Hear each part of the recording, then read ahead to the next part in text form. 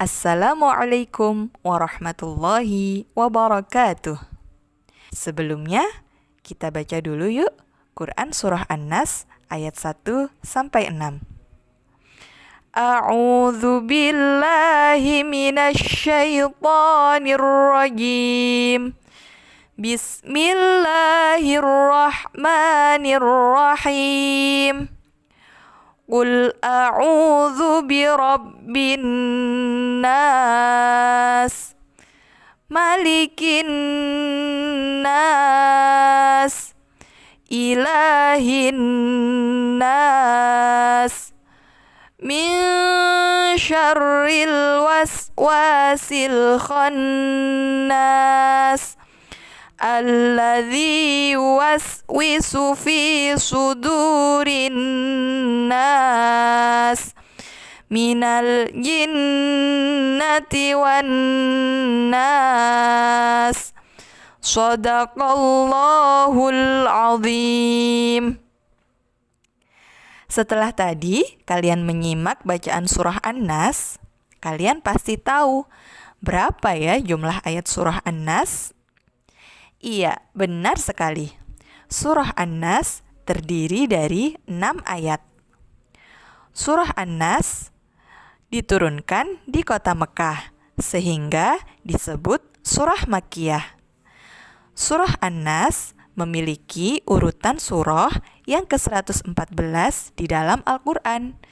Itu berarti surah An-Nas merupakan surah yang terakhir di dalam Al-Quran.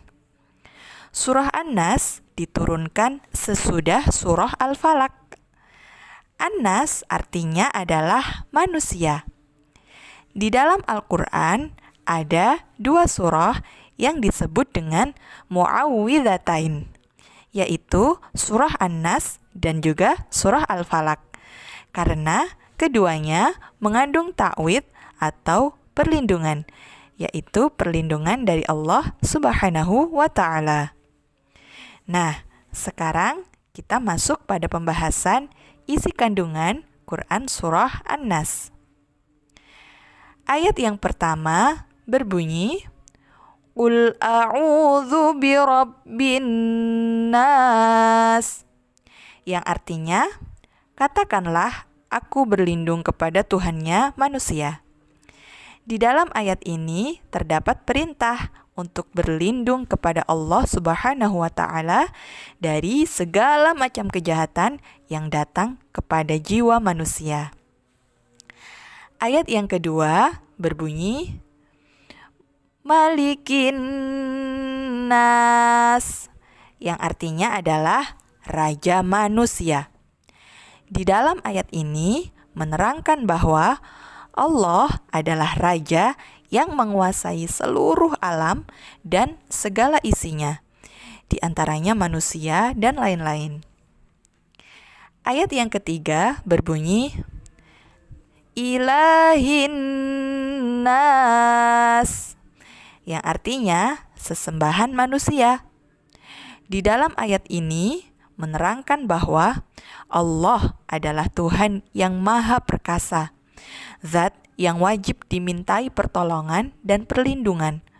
Manusia dilarang meminta pertolongan kepada berhala, pohon besar, batu besar, karena termasuk perbuatan musyrik, yaitu menyekutukan Allah.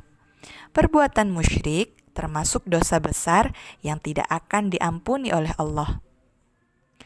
Ayat yang keempat berbunyi, Min syarril waswasil khannas, yang artinya dari kejahatan bisikan setan yang bersembunyi.